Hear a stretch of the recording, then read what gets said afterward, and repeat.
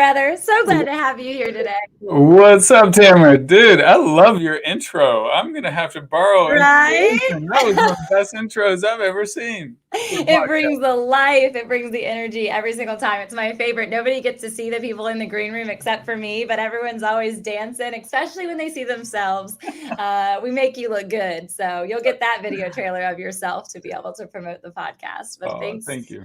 For those who don't know, this is my coach. This is Mike Zeller. You guys have seen a lot that has transpired in my own personal journey and professional journey this year. And so much of it, I give kudos to this man right here who helps establish your zone of genius. And he helps leading experts across America, I would say across the world, because of your incredible net that you've casted over the course of your career. But you truly help people understand their deep zone of genius, and even just launched a new book called The Genius Within. Yes, excited to be here, Tamara. You are a gem and you light up the world just with your presence, and just excited to be here and connect more. It's always, I always learn something from you as well as maybe learn a thing or two from me. So it's a joy. Always. Thank you. And it's just really cool because we have a lot of like overlap and symmetry in our passions. You have a lot of background even in the pastoral realm, which I think is really neat and not necessarily something you put in the forefront of your resume, but I think is a critical part of why I was originally connected to you as somebody to come into your coaching community. But it's also just, it's really who you are. You exude peace all the time, at least from my perspective, even as a new daddy, and even as somebody who's gone through the pits of losing a million. And so talk us through, how do you maintain that safe harbor in your process of entrepreneurship? Well, I wouldn't call it safe harbor necessarily, but I know I will survive, and I know Come there's a on. higher purpose for everything that you go through or come through in life. So, and I'm core to my core, I've believed that our setbacks set us up for our comebacks, and I've had more than my share, but I've also had more than my share of wins. And so it's a whole faith side of journey of knowing that I have favor, that I'm not alone, that I am called to something greater, which means I can survive. I will persist through the trials and the tragedies and the triumphs. I'm gonna keep making that next step. You don't lose until you give up. Oh, so good. And I think that's so true. I think a lot of people, specifically this phrase that you said, I have favor. A lot of people are like prayerful over, they want favor. They want to experience Mhm. abundance. And something that we've talked about a lot through our coaching individually, but then also through your Abundant You challenge with Natasha Grano is this abundance idea, and that we actually already have it within us. And so talk to me about like how you've discovered that and how that actually parallels to the genius within. Yeah, if you think, our identities are like the invisible lids on our life. And one of the metaphors I like to use, if I hold up a 12-ounce glass of water and I pour 5 gallons of water into that 12 ounces, it's only holding 12 ounces. But if I take a 5 gallon bucket, if that identity is transformed to a 5 gallon bucket, and now I pour a gallon of water in, it's still got plenty of room, but it's holding more. And one of the first things that we have to do is anchor ourselves to the limitless identities of who we are created to be, whether you believe in God or not, or whatever your spiritual journey is. There's limitless opportunities, but so often we're trapped, and it's what you might call an upper limit problem of our. We hit this identity. You see it oftentimes. People I feel like because this is what I grew up in. I'm gonna make. My parents never made more than $40,000 a year. So when they finally bust through, maybe they bust through and make 50,000, or maybe they make 100,000 for the first time.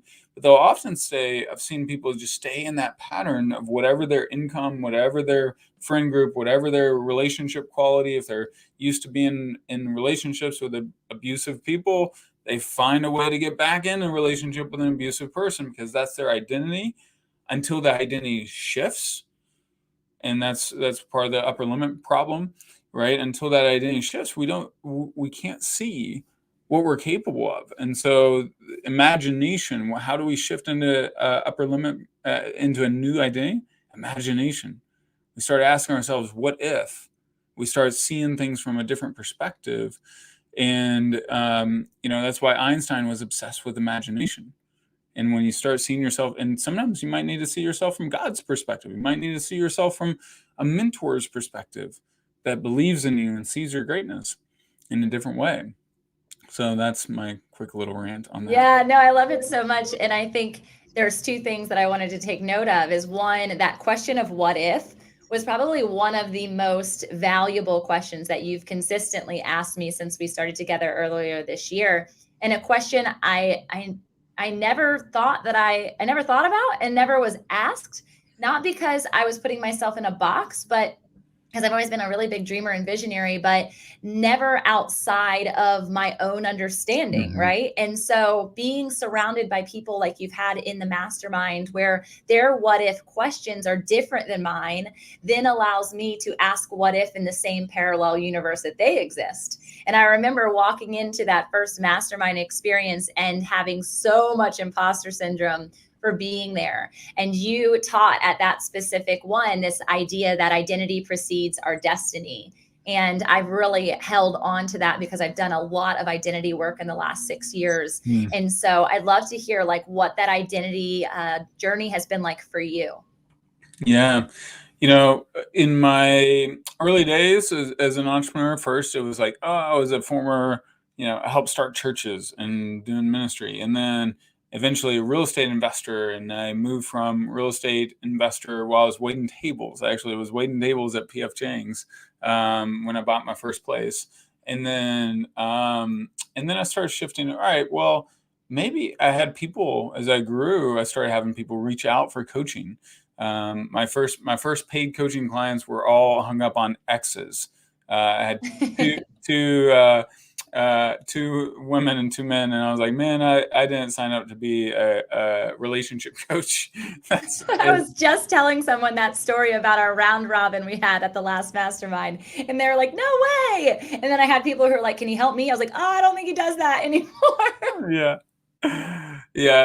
But I love helping people. It just wasn't like that wasn't my most desired pathway. And but then a few years later, it goes by. I started a bunch of businesses, and then I could legitimately charge $1,000 a phone call is what I started with, my first paid coaching client, and I loved it, and people were getting results. But then, I had to keep wrapping my mind around, like, when we are stepping into a new identity, you have to shed or release that old story and that old identity, and have to be okay with it. There's that verse in the Bible as well that and David perceived he was king. David had been proclaimed the next king of Israel for years before he perceived he was king, before he was ready for that identity to take hold of. And so, I have this book right in front of me, Muhammad Ali. I'm studying this guy because he won one of my favorite stories of all time on an identity transformation. Have I shared this with you before or heard it? No, we talked about it a bit on Clubhouse, but I definitely want to capture it here. Yeah. So in 1964, Muhammad Ali, he's like 20 years old, 21 maybe. His name's Cassius Clay at the time. And he barely won his previous 2 bouts leading up to the championship with Sonny Liston. And he was not expected to win. It was 7-1 odds. Sonny is still considered one of the top 10 boxers of all time. If you go and read, he had a powerful punch, and Muhammad was considered a lightweight as a boxer. And Muhammad wrote this poem, and you can listen to it on YouTube. It's called "I Am the Greatest," and he starts out, and you listen to the crowd. It's recorded before live audiences before he won his World Heavyweight Championship. He wrote this poem, and the crowd starts laughing. They start laughing and jeering. It's almost like if they had vegetables, they would be hurling those vegetables at the stage. But then he just leads with such conviction and starts proclaiming, I am the greatest boxer there ever was, the most beautiful fighter in the world today. And he goes on and on and on. And by the end of it, by really about halfway through the recording, the audience is clapping. They're excited. They feel that conviction. They feel that transference. Then afterwards, what's he do? He said, hey, Cassius Clay is the name of a slave. I don't associate myself as a slave anymore. And yes, he had converted to the Muslim faith and declared, hey, I am Muhammad Ali. 2 weeks later, he said, and there was an identity transformation, and he renamed himself. That's why when we do the NLP exercises, what's your powerful, badass name? Not your weak ass name. We all know our weak ass name. And I love to ask people, hey, what if the real imposter is the person that's showing up right now? What if the person that is playing in the shadows, playing small, hiding, and limiting their own journey? What if that's the real imposter? Not the one that you think you're supposed to be. Maybe that's the real you. Well, I think what's so powerful about that is everyone, tries, I hope, I believe good and effort in everyone is that they try to show up as their best version.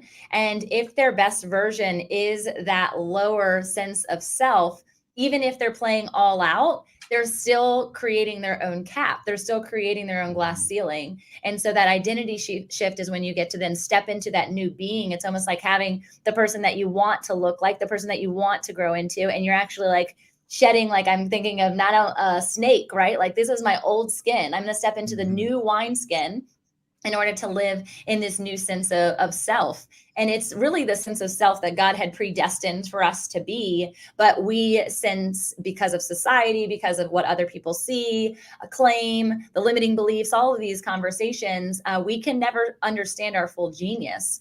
I'm curious because identity is an evolution, right? Just like purpose, it's not necessarily a place. It's a evolving. It's the always becoming, just like the book title. I'm curious, as you stepped into this new identity as a father, how do you feel like your identity has shifted into the greater version of who God intended for you to be? I remember when Sonnet was born, it just felt, divine presence. It was beautiful in a moment. And I was also like, all right, it's like I felt like I grew 2 or 3 inches. It's like my spine stiffened, and I was like, you know what? It's time to show up at another level that I haven't stepped fully into, and so I feel like I've shifted even more in my sense of certainty, resolve, commitment. So 100%. I want to make her proud. She's too little to know much about Dada yet, but she, I want her to be super proud of having me as a dad as she grows up, and when she's in her 20s, I want her to be like, I had a freaking badass dad. Yeah, I love that so much. It's so cute whenever he sends us coaching messages, just like walking with Sonnet, holding her, taking her to the water fountain or whatever locally. And it's just so cute. But it makes me aware of what I coach all the time. And that's that you get to be all of yourself all of the time. And you don't have to have separate identities in separate spaces. Just because your feet are planted within your house doesn't mean that you're also not an entrepreneur or a visionary or any other realm of how you activate every single day. No different than when you're in the office. I'm not a mom or not a wife right now. And I think it gives people freedom. And also, like you said, that spine straightening, it actually gives you more sense of authority that you get to wear all of your titles all the time. Yeah. Talk to us about how that parallels to the new book that you launched with The Genius Within. Yeah, I mean, it's like I'm birthing multiple things at once, except I didn't really birth anything. My wife birthed the first one, and then Thanks for giving her kudos. Yeah, she did great with that. But yeah, when I created this, one of the core questions we ask as human beings is, what on earth am I here for? What's my purpose? Why, how do I figure that out? And I feel like, man, in today's day and age of COVID and all these things and transition, there's so much transition. We're in like the great resignation, the great transition, the great migration of our generation, at least. And I feel like there's also clues littered throughout our life. As I studied my own life, I remember taking the Myers-Briggs when I was 20 years old for the first time at college. I was like, man, this is eerily accurate. How the frick is this so accurate? And then I did spiritual gifts testing. Then I did some of these other tests. And I was like, man, all these are giving me different layers of who I am. And then I looked at my life and I looked at, there's defining moments in my life. There's people that I love being around. So I started figuring out, really there's 4 quadrants: your unique talents. And that's part of what the spiritual gifts or all the tests show you. I got wealth dynamics, Colby Index, Strengths Finder, and Myers-Briggs. DISC profile, and then of course Enneagram or any other test you want to take. But then the second area is your key relationships. Where are those relationships that you have an unnatural attraction to, an unnatural hotbed of relationships, connections? Like I looked at it, I was like, hey, I got all these best-selling authors as friends. I didn't even write a book, didn't even think I was going to write a book at the time. And then I had all these other very successful entrepreneurs, especially in e-com. Those were clues. Third area, your values and passions. Like, what do you stand for? What do you stand against? What are you insatiably curious about? What can you learn or do or be all day long that most people would run out of juice for? And then the fourth is your defining life moments. Those moments where something pivotal happens, something magnificent or something tragic or something that you just gotta, there's like a little whisper. Sometimes those magnificent moments are also whispers. I remember I went to my first couple of conferences, my first 3 conferences I went to, all before the age of 21, and age 18, 19, 20. And every time I went to a conference, I felt like I learned more than I learned in a semester of college. And I wanted to buy. I remember one of them. I barely had any money as a college student, right? In certain seasons when I wasn't working as much, and I bought like 10 to 12 decks of leadership CDs. I mean, tapes. They were tapes. They weren't even CDs because they were on sale. And I'm like, I'd ask for Christmas leadership talks. I just say, Mom and Dad, I want to go and get Willow Creek Leadership Summit talks, and I'd spend $120 on leadership talks. That's what I wanted for Christmas. In a Braveheart sword. I did get a Braveheart. That's awesome. That's my favorite movie. Yeah, me too. I love that. No, I think there's so many pieces to that equation, right? That 4-quadrant understanding is, I'd love to dive into each of them individually because they're so valuable. Like the relationships piece, you've taught me through the Dream 100, the expert or the zone of genius space, or what brings you passion, kind of was unpacked even in the talents understanding of the wealth dynamics, but being able to create language around that was really powerful for me. I'm curious, as you kind of honed into those different areas, when was that life-defining moment of either a crash and burn or that whisper or a triumph where you realize this is the unlock to the next layer? In 2018, 2019, I had just a season where, and really part of 2017, I lost over $1 million in about 4 or 5 different things that went wrong. And it was just a season where, you go through those seasons that we call them resets. And, I had started like 6 different businesses at one point in 2015 and 2014. And everything was up and to the right. And I was like invincible. I could sell, I could grow, do almost anything. I had 55 employees. We're doing like 30 million a year in sales.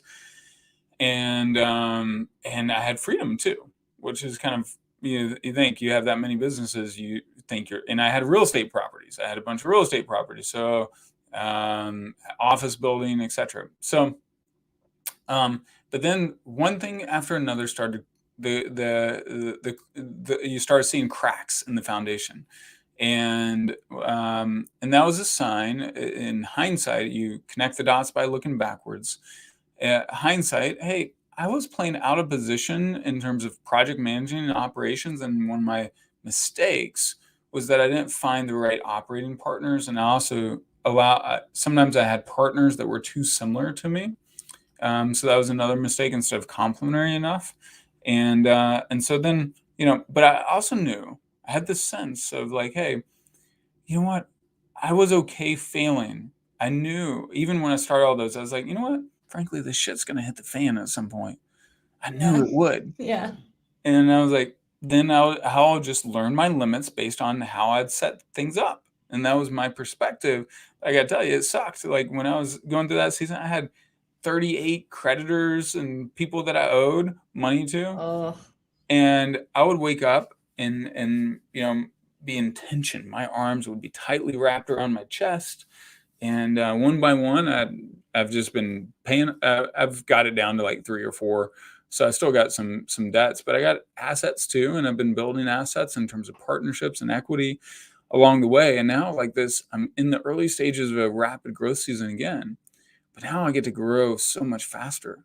You know, in the next decade, I know how to preserve wealth. I know how to build wealth. I know how to impact. I know how to create high level partnerships, the caliber of people I'm on a first name basis with.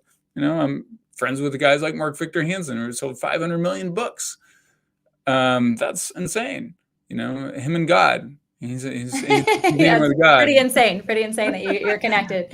And I think that's like a really important piece for everybody to understand, because regardless of who you're connected to now or who you will be connected to later, like we all have that unlimited power source within us that we can tap into. And if you don't feel that way, then likely there's some self-development work or identity work that needs to happen, from the understanding of, just like you said earlier, the affirmation of who does God see you as? And are you actually standing in that? I love the example of David that you gave earlier, and the understanding that even though he was called that, he had not actually received that calling. That's so critical. And I think too, it's this knowing that if we don't do what you've taught me to do so well, consistently share and say and speak out that manifestation understanding, which is a biblical term for all of those who think that we're being woo-woo over here. Go to the Bible. Woo-woo. I'll take it. I actually had the opportunity, Mike, and you don't know this yet. I cannot wait to send you the full video recording. On Sunday, it was my birthday, and I was speaking on a stage at Embrace Your Ambition, and I got to actually physically show and walk the audience through one of the visuals that had taken place during one of the NLP experiences that we had. Cool. And so I took it into like an experiential learning for them. But additionally, I had never practiced it before I got on stage. I just knew what I was going to do because I was inside of my own dream or vision at that point, whatever you want to call it. And it was so powerful. I stood up on a chair on stage, in heels, by the way, and was able to like turn on these light bulbs all over stage. And it was so incredible for me to just do it, but then additionally to hear the feedback from people. And so I'd love for you to share and maybe even walk us through that identity transfer or recognition as an NLP or mindset shift experience. Yeah, good question. I love that. Can't wait to hear more about that. I know. So, all right. So my wife and I occasionally fight. All right. We have little moments of tension, and it's usually birthed in misunderstanding or hurt feelings. And she is the most sensitive and most empathetic of types in our personality. We understand this because of all the I did a Zone of Genius date 3 months into our relationship, and I'm the least empathetic and least sensitive. I would never guess that. Well, it's cultivated. I had to train logically. I had to train myself to appreciate and understand empathy. I'm the least empathetic of types. I'm an INTP, but a high T. She's a super high F, an ENFJ on the Myers-Briggs. Right. So when my wife is upset at me, and I've hurt her feelings unknowingly or knowingly, whatever, right, then she doesn't want to have anything to do with me. Me kissing her, me touching her, me hugging her feels like it's like repulsive. All right. And she literally recoils. I'm an ENFJ. I get you. Yeah. And it's because she hasn't felt her feelings haven't felt heard, appreciated, and validated. Right. And then until we go through that whole process, now, unfortunately, I'm a semi-conscious man that's enlightened and gone through all these healing and relationship dynamics with Tony Robbins and others. Anyway, so we go through it. I hear her, feel her, connect, apologize, own it. Then that heavy weight that is in her, that energy that is trapped of frustration, hurt, and feelings, all that can leave. Same thing internally. So here's how this works.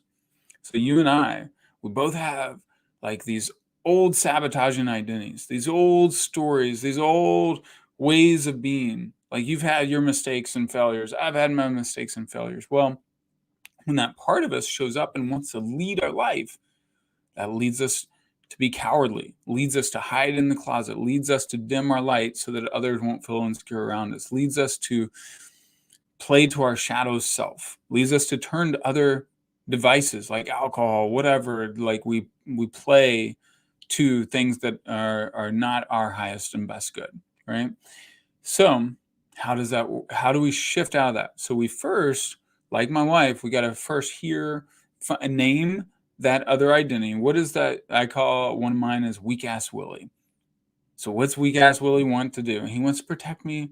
What's in his good intent? And literally, I'll have people go in and visualize. They're in a room. They're in a meditative state, and they're having a conversation with weak ass Willie. Weak ass Willie just came out of a YouTube thumbnail that represents that story. Comes out, you're having a conversation. You think weak ass Willie, hey, what is your good intent? Protect you from making a mistake and experiencing shame and failure and blah blah blah. Thank you, weak ass Willie. I hear you. I see you. I feel you. Thanks. I know you're just trying to protect me. And you hug, embrace, etc. Now he's free. Then the next part, go over to your more powerful identity from the past or the future. And this is the power of imagination and the shift of perspective. The shift in perspective creates often an identity breakthrough and helps us break through that upper limit. So he goes over, have a connection with Magic Mike, or I've got Badass Mike, connection with that part of you, and you imagine that part of you leading your life, handing over the keys. And then how does that part of you walk? How does that part of you talk? How does that part of you move? How does that part of you dress? What type of music? What does that part of you say, do, feel? Who does that part of you interact with? And now you're anchored to that more magnificent version of you. And then you ask that part of you, hey, take the keys to my life, drive the bus or drive the car or plane or whatever it is, drive me forward. I think that there's incredible peace that comes when you're able to have that experience and that relationship and that timing and pace, right? Like I think that that's a huge part of that conversation is pace and how fast people are, myself included, can get into a distraction mode of let me just go on this rat wheel. Let me just stay at this speed, no matter what's going around, even good, even celebration experiences where you don't actually take or own what they are. And so I think it's really interesting to have that on a consistent basis as hour by hour, right? There's the weak ass Willie and the Magic Mike that are trying to vie for one another's attention, and who is going to step into each experience, each conversation, each podcast, each, exchange with your daughter even, which sounds wild. Like you think I'm always showing up as the best with my kids, but that's not always the case.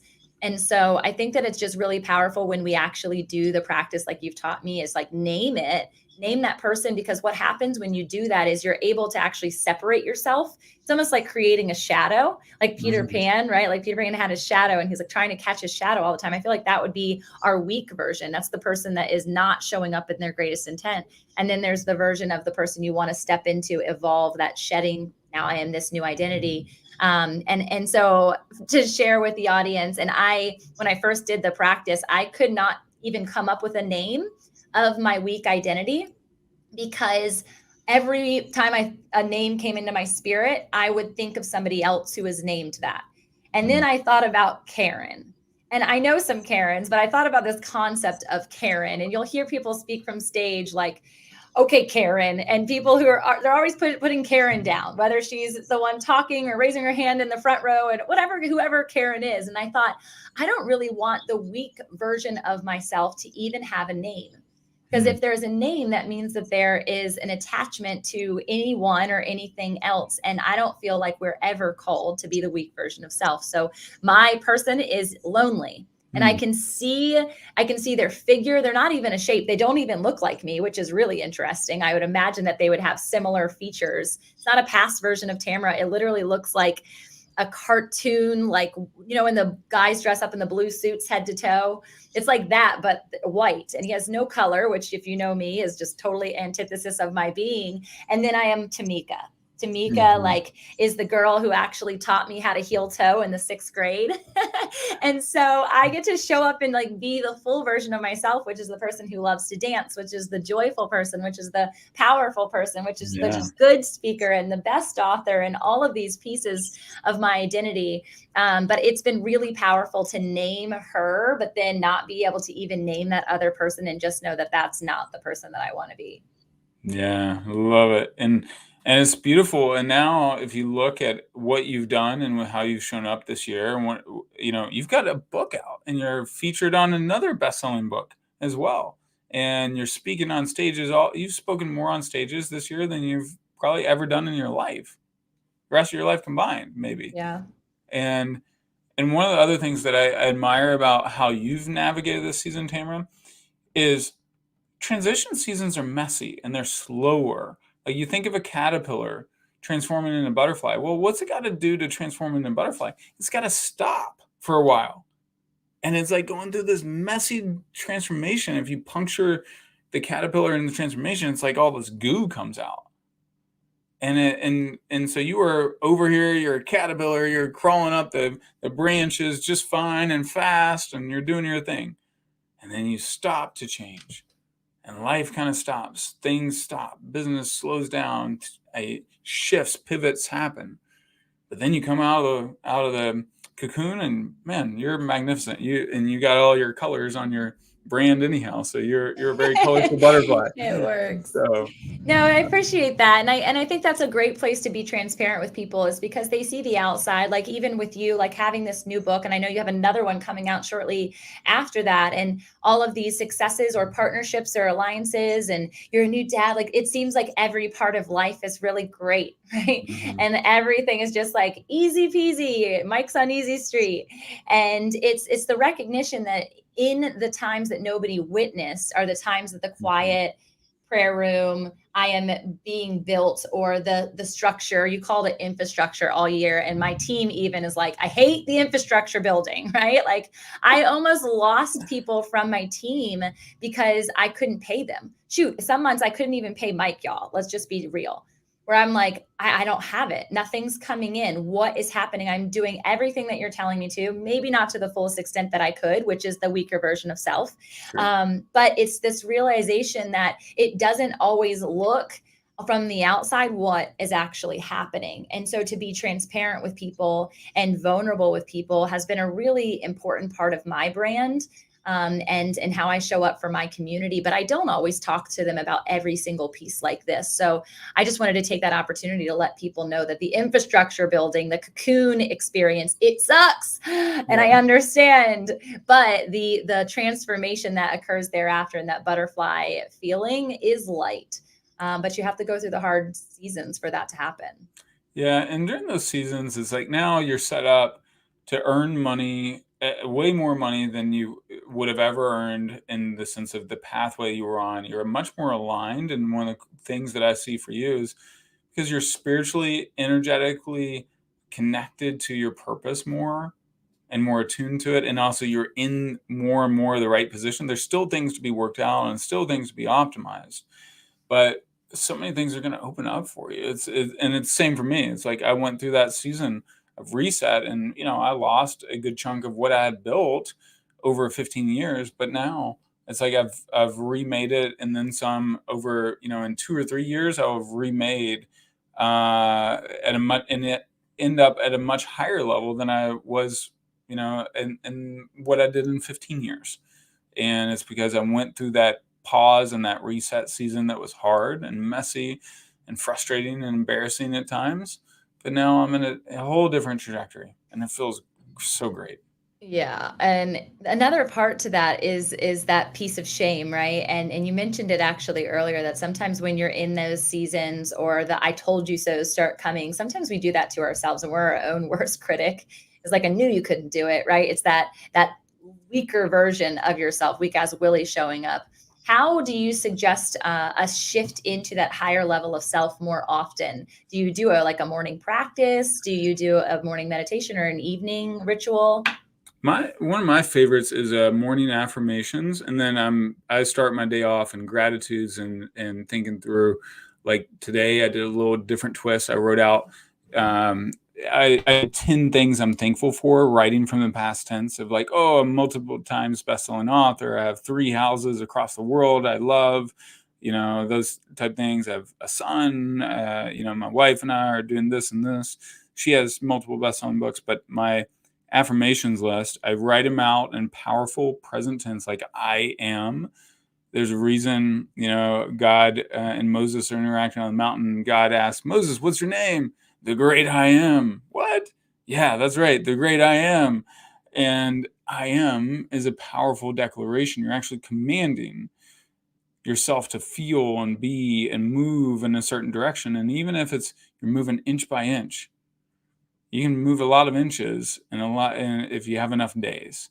And so when we're talking about identity, some of us, when we go through tough stuff, and it takes a little while to remake your identity. John Ashraf, he has this thing that he talks about. I just heard it last night in Clubhouse. And he said, "Hey, someone enters his program on Brainathon or something like that, one of his other advanced programs, and say his requirement is that they have to commit to 100 days of working on their brain. If they commit to 100 days of working on their brain and do it, they will have repatterned their brain." So like sometimes we're like, "Oh, I read a self-help book. I read a money mindset book. I'm done." No, you're not. Yeah, no, keep going. And so I got do you do affirmations, by the way, Tamra? Not consistently. I did during my dark season. I had to, because I just didn't even believe anything about myself. Yeah. That was really, really critical, but I don't do them frequently. Yeah, they're great. And then so I'll play a couple of mine, and I play it with music. You'll be able to hear the music in the background. I'll say them, I'd say 98% of the days. So hold on, let me rewind it.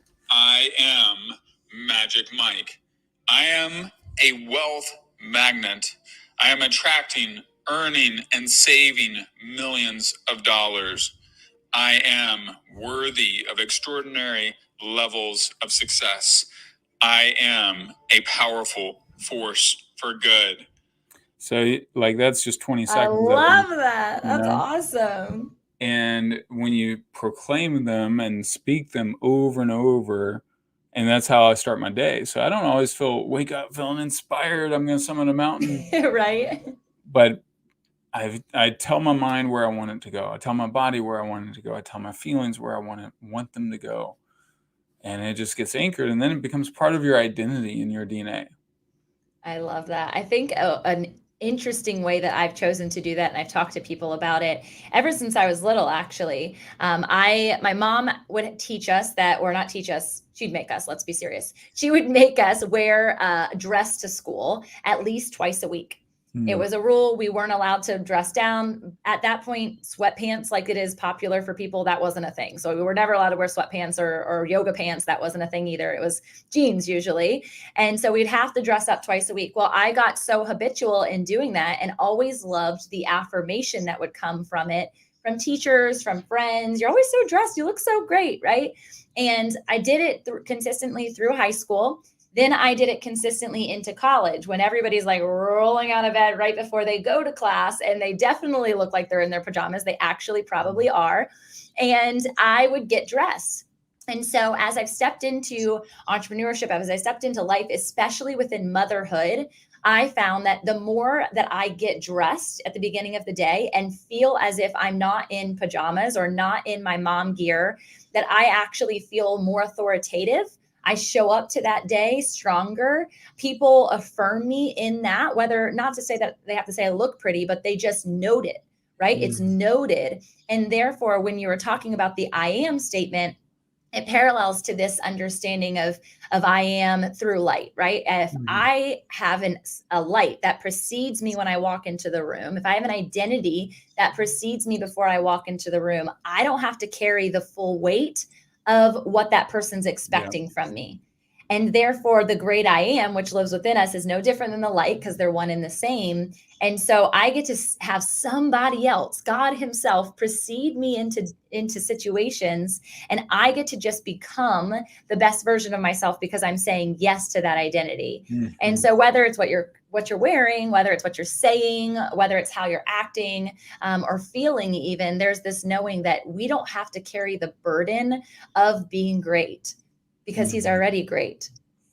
Yeah, exactly. And then part of it is tapping into, like, your whole example there is like tapping into this higher level being, higher level connection with purpose and the divine. And it's like when you're connected to that, you can see yourself.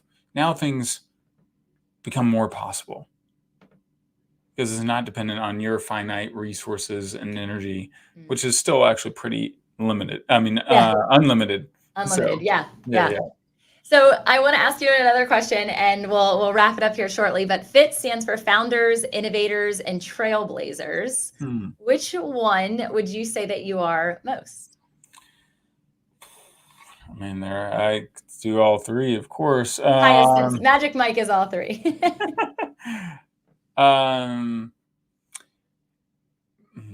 Innovators. I'm going to say innovators, because if I look at a lot of my ideas, projects, inspirations, I often see things as they're coming down the pipeline. And one of my mentors, Erwin McManus, pastor out in LA, he said, you know what? Most people are still seeing the world as it was 20 or 30 years ago. If you can just see what's happening today, you can be called a futurist. If you see that he called himself a futurist because he could see the things that are actually happening in the most current front end of the trends. There's lead indicators and lag indicators, in stock market, right? So what are the lead indicators? Like autonomous cars. What about the health impact? What about this expert brand building a thought leader platform? What about virtual event? Like those are all lead indicators. Regenerative agriculture, like that's a lead thing that even a lot of organizations are starting to invest in. And then a lag indicator is the CO2 emissions, if we're looking at something like that. So anyway, so innovator, I'm definitely innovator. I want to keep creating, spotting opportunity, stepping into it, and collaborating with others that I can support and be supported by along the way, because I can't do everything and I'm not good at everything. Yeah, and that's definitely something you helped me to lean into, is the knowing that my zone of genius doesn't mean that I'm a genius in everything. It means I'm genius in a few things, and I get to hire the geniuses in the other areas in order to support the mission, the vision, and the purpose. I definitely would concur that you're an innovator for sure. And I love that every time I have an opportunity to spend with you, I learn something new. You're always teaching. And so there's so much more to glean from you. And that's one of my favorite things that I get to do as being a part of your community. And so I appreciate you fully. And I want everybody to not only get your book, but be a part of your mastermind, come to some of your events. They're unbelievable. So if you guys would, for my birthday, it's my birthday week. Okay. So you've got to go and get The Genius Within. It's on Amazon, correct? Yep. Amazon, right. And you can go to geniuswithinbook.com as well. Incredible. What other ways do you want people to connect with you, Mike? Instagram's terrific, the Mike Zeller, and LinkedIn, Facebook as well. And then just share out this episode and tag Tamra and I. I'll reshare. Would love to see how I can support you, helping you find your genius. And that's pretty much it for me, I guess. Amazing. Mike, you're the best. Thank you so much for being here. You guys, this is the Fit and Faith Podcast, and this is Mike Zeller. See ya. Thank you.